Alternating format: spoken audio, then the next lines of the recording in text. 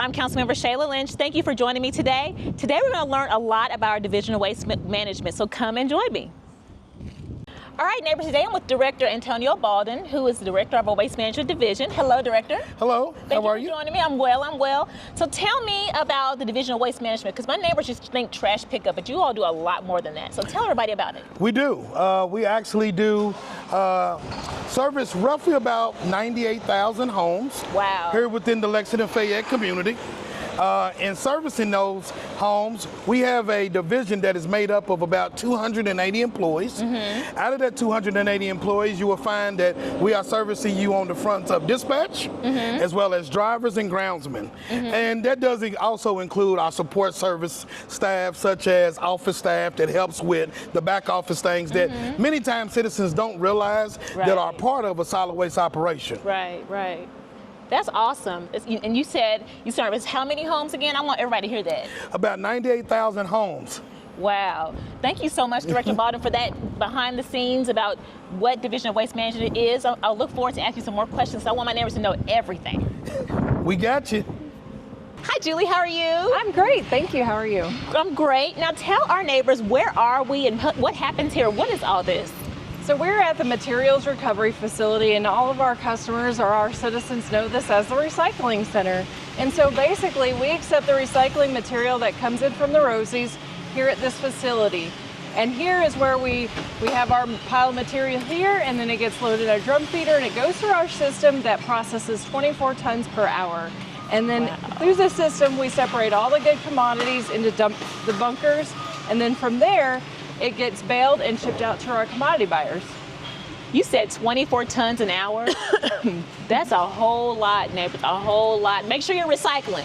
All right, Julie, do you have any data or statistics you can share with our neighbors about what you all do here? Absolutely. So last year we recovered and sent out over almost 15.5 million pounds of cardboard, 4.6 million pounds of paper, 1.5 million pounds of PET bottles, so your water bottles and soda bottles. Mm-hmm. And then we had 646,000 pounds of UBC or aluminum cans and about 548,000 pounds of steel cans. And as far as like your milk jugs, mm-hmm. that's what we consider natural high density polyethylene, and we shipped out 328,000 pounds of that. And then your laundry detergent bottles, we shipped out 354,000 pounds of that. Wow. And then we also shipped out 4.1 million pounds of glass. Wow. Wow. That's something I think our neighbors forget about, that we do recycle glass. So make sure you're putting those in your recycling bin as well. So now I know there are some recycling don'ts. Yeah. Share what my neighbors what they don't need to throw into the recycling bin. All right. Well, first off, we're in this big thing with lithium-ion batteries. Since August 9th, we've collected almost 4,000 vapes and e-cigarettes at this facility that we've pulled off the line. Each one of those is an opportunity for a fire to exist at this location or in our collection trucks. Some other things we don't want is anything long that could become tangled hazards like hoses or electrical cords. And then some other things we say we don't want is medical waste. We can't accept medical waste. We still have a lot of people manually sorting, and so that can become a hazard. And then also large metal items. Yes, metal is recyclable, but not all metal is recyclable here. We only want the aluminum cans and the steel cans. And then some other things that we receive is tires, other car parts, scrap metal. We have a scrap metal bin here.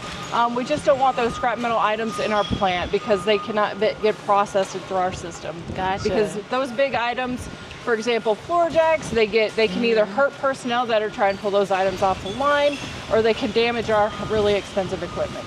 Wonderful. Thanks for sharing that. Yeah, thank you. All right, would you like to provide my neighbors just a few more tips about what they should do with those e-cigarettes and things like that you're finding that are contaminating all of the recycling stuff? Yeah, absolutely. So vapes and e-cigarettes can actually go to our e-waste, electronic waste recycling facility, and that's at 1306 Versailles Road.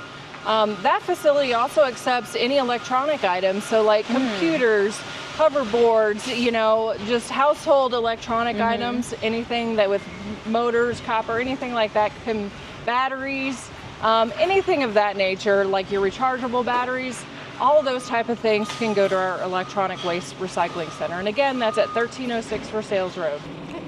Gary, thank you for joining us today.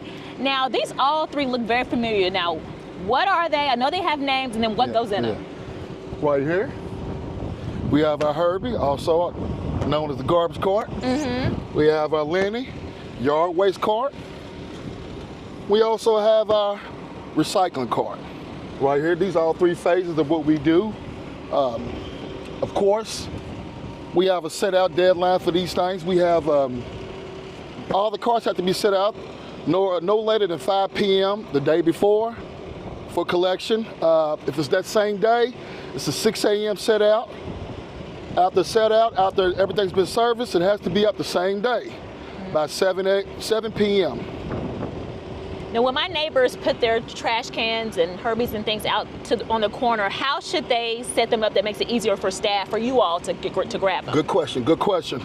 Handles to the back, facing the property, 3 feet apart. That always gives us room to make maneuvers. We don't know if it's going to be a rear load that day. We don't know if it's going to be a side loader that day. So that would be greatly appreciated. And then if a neighbor has one of these that gets broken or comes up missing, what should they do? Oh, absolutely, great question. The way would be Lex. Lex called 311. They call, put in an order. That order gets dispatched over to us. When we come out, we've got a car crew that'll come out, take the old one or replace it, replace the wheels, lid, whatever it may be, we can do it. Wonderful. I know you all just did that for one of my neighbors in McConnell's Trace, and it was very swift, so thank you so much. You're welcome, you're welcome. Anything else you want to share with my neighbors? No. Fayette, keep doing what you're doing. We love it. We're here to service you. Thank you. Goodbye. Neighbors, I have John with me now. There are some special programs that you all have, so tell us about that special program for seniors.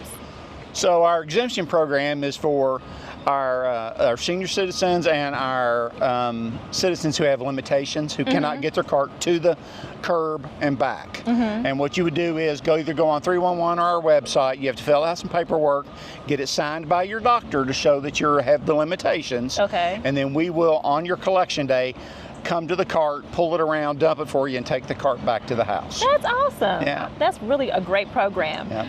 Another thing that comes to mind is like when you have bulky things like furniture that you need to get rid of, what do we do with those?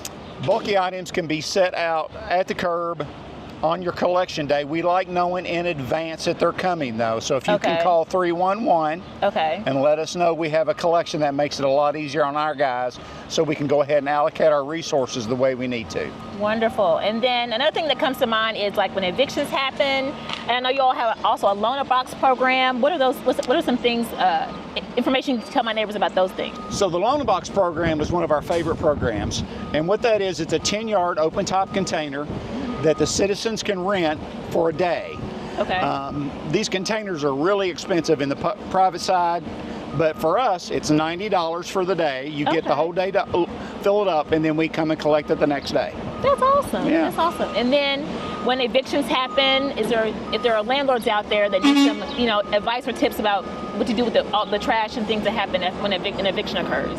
So evictions, we handle our court-ordered evictions. Okay. And we will be notified by the constable that we're to get them.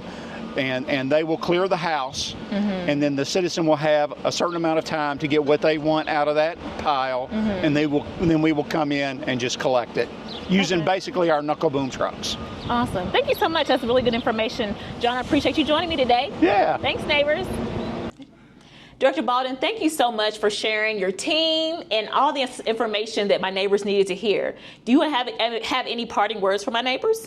Yeah. Well, first of all, thank you for highlighting waste management. And also, remember, keep your carts 3 foot apart, bring them out on time, and please, please be kind to the sanitation workers. Definitely. Thank you so much, Director. Thank you.